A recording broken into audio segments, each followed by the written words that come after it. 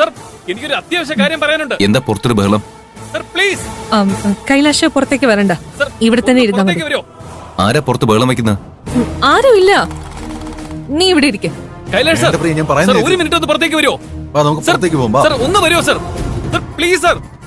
അത് പ്രിയനാണോ? യെസ്, അവന് കൈലാഷിനോട് എന്തോ സംസാരിക്കണമെന്നാ പറയുന്നേ.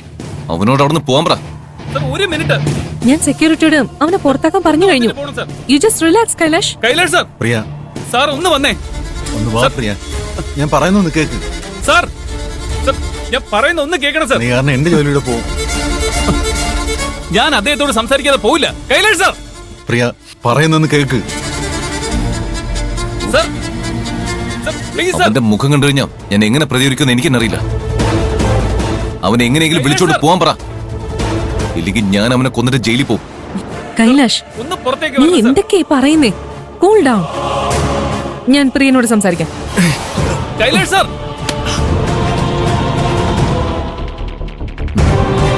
നീ സംസാരിച്ചൊന്നും അവൻ അടങ്ങില്ല. അവനെ ഇന്ന് ഞാൻ കൊല്ലും. കൈലാഷ് സർ സർ ഒന്ന് പുറത്തേക്ക് വാ. സർ സർ പറയുന്ന ഒന്ന് കേൾക്കണം സർ. ഞാൻ സംസാരിച്ചോളാം. പ്രിയൻ ചേട്ടാ, എന്റെ കാണിക്കുന്നേ ഓഫീസിൽ വന്ന് ബഹളം വെച്ചിട്ട് എന്താ കാര്യം? ഇല്ല പാറു, ഞാൻ കൈലാഷ് സാറിനോട് സംസാരിക്കാതെ വരില്ല. അയ്യോ, ഇങ്ങനെ വാശി പിടിക്കല്ലേ പ്രിയൻ ചേട്ടാ, ഒന്ന് വാ. നമ്മൾ ആരെയും ചതിച്ചിട്ടില്ലെന്ന് അദ്ദേഹം മനസ്സിലാക്കണം പാറു. അദ്ദേഹം അത് തനിയെ മനസ്സിലാക്കിക്കോളും. പ്രിയൻ ചേട്ടൻ വന്നേ, വാ പ്രിയൻ ചേട്ടാ, വാ. പാറു, വരാൻ. കൈലാഷ് അവൻ പോയി കൈലാഷ്, ഞാനെല്ലാം ഹാൻഡിൽ ചെയ്തോളാം. Cool down Kailash, just relax.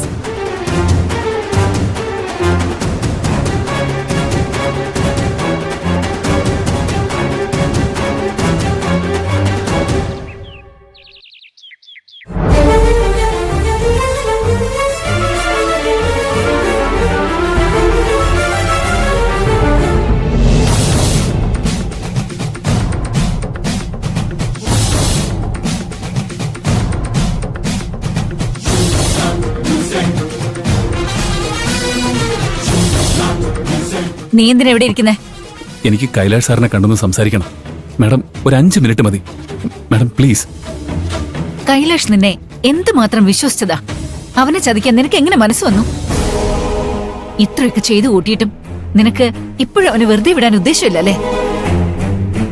നീ കാരണം ഇനി അവൻ വേദനിക്കുന്നത് കാണാൻ എനിക്ക് പറ്റില്ല. വേഗം ഇവിടുന്ന് പൊക്കോണം. മാഡം, ഞാൻ ചെയ്തത് തെറ്റാണെന്ന് എനിക്കറിയാം.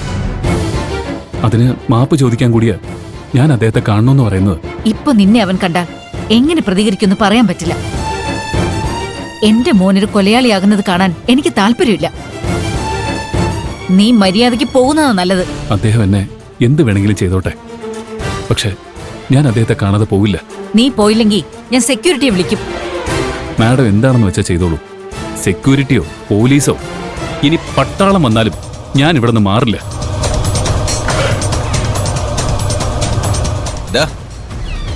സർ, എന്താ മമ്മി ഇവന്റെ പ്രശ്നം? ഞാൻ സാറിനോട് മാപ്പ് ചോദിക്കാനാ വന്നത്. സാറിനെ ചതിക്കണമെന്ന് ഞാൻ ഒരിക്കൽ പോലും ചിന്തിച്ചിട്ടില്ല. സാറിന് വേണമെങ്കിൽ ദേഷ്യം തീരുന്നതുവരെ എന്നെ തല്ലിക്കോ,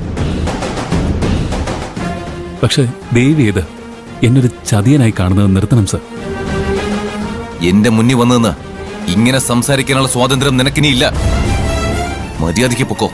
സർ, ഞാൻ പറയുന്നൊന്ന് കേൾക്ക്. നീ പറയുന്നത് കേൾക്കുകയും വിശ്വസിക്കുകയും ചെയ്തിരുന്ന കൈലാഷ് മരിച്ചു. സാർ അങ്ങനെയൊന്നും പറയരുത്. സാർ എന്നോട് ക്ഷമിക്കണം. ഞാൻ സാറിന്റെ കാല് പിടിക്കാം. എണീക്കടാ. നിന്നോട് ഞാൻ ക്ഷമിക്കണോ അല്ലേ? അതിനി ജന്മം നടക്കില്ല.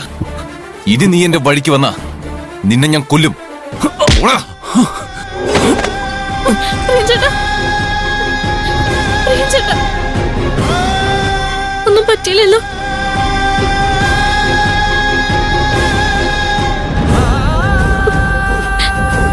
വാ മോനെ, പോ.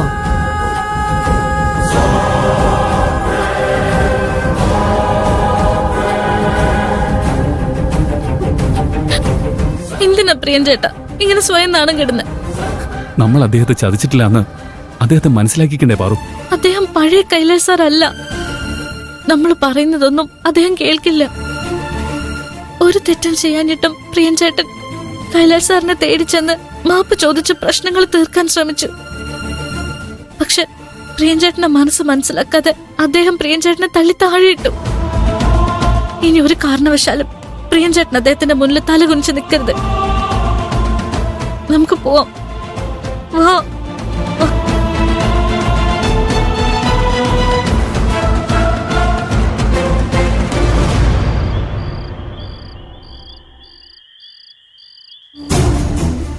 നിനക്ക് കൈലാഷിനോട് മാപ്പ് ചോദിക്കാൻ നാണമില്ലേ? നിന്നെ കൊല്ലാൻ ശ്രമിച്ചവനാണ് അവൻ. അവന്റെ കമ്പനിയിൽ നീ ജോലിക്ക് പോകുന്നത് എനിക്ക് ഇതുവരെ അംഗീകരിക്കാൻ പറ്റിയിട്ടില്ല. മാപ്പ് ചോദിക്കാൻ പോയത് പോരാഞ്ഞിട്ട് അവൻ അപമാനിച്ചു വിട്ടപ്പോ ഒന്നും മിണ്ടാതെ ഇങ്ങ് പോരുകയും ചെയ്തു. ഇങ്ങനെ നാണം കെട്ട് ജീവിക്കാനാണോ ഞാൻ നിന്നെ വളർത്തി വലുതാക്കിയത്? ഇത്രയൊക്കെ തെറ്റുകൾ ചെയ്തിട്ടും ചേട്ടൻ കൈലാസ് സാറിനോട് ക്ഷമിക്കാൻ തയ്യാറായില്ലേ? പക്ഷേ അയാള് തിരിച്ച് ആ വിശാല മനസ്കത കാണിക്കുന്നില്ലെങ്കിൽ പിന്നെ എന്തിനാ അപമാനം ഏറ്റുവാങ്ങാനായിട്ട് ചേട്ടൻ അങ്ങോട്ട് പോകുന്നേ? കൈലാഷിനെ സ്വന്തം മോനെ പോലെയാണ് ഞാൻ കരുതിയത്. നിന്നെ അപമാനിക്കാൻ മാത്രം അവന് ധൈര്യം കിട്ടിയല്ലേ? ഹ്, എന്നെങ്കിലും അവനെ എന്റെ കയ്യിൽ കിട്ടും. അന്ന് അവന് കൊടുക്കാനുള്ള ഞാൻ കൊടുത്തോളാം. ഹ്, കാശുണ്ടെങ്കിൽ എന്തു ആവാന്ന് അവന്റെ വിചാരം. ഇങ്ങനെ പൊട്ടിത്തെറിക്കേണ്ട കാര്യമൊന്നുമില്ല. ഞാൻ മരിച്ചു പോയിട്ടൊന്നുമില്ലല്ലോ. എന്തിനാ നീ അമ്മയോട് ദേഷ്യപ്പെടുന്നത്? ഹും, ഞാൻ തമാശക്ക് നിന്നെ എടാ പോടാന്ന് വിളിച്ച അപ്പൊ തന്നെ നീ ദേഷ്യത്തിൽ പ്രതികരിക്കാറുണ്ടല്ലോ. കൈലാസ് സാറ് നിന്നെ ഇത്രയും അപമാനിച്ചിട്ടും നിനക്ക് പ്രതികരിക്കാൻ തോന്നിയില്ലേ? അയാളുടെ അടുത്ത് എന്തെങ്കിലും നാണം കെടാൻ നിനക്ക് എന്തിന്റെ സൂക്കേടാടാ? അങ്ങനെ ചോദിക്കേ. നിന്നോട് ഇതൊന്നും വീട്ടിൽ അറിയിക്കണമെന്ന് ഞാൻ പ്രത്യേകം പറഞ്ഞതല്ലേ. അവളെ എന്തിനാണ് വഴക്ക് പറയുന്നത്?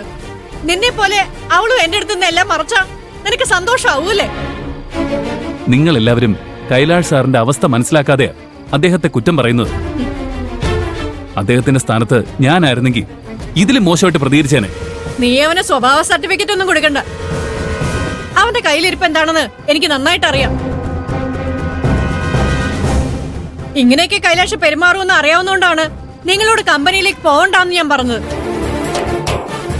പക്ഷെ ആ വാർഡൻ വന്ന 4 ഡയലോഗ് പറഞ്ഞപ്പോഴേക്കും നിങ്ങൾ അതിലങ്ങ് വീണു.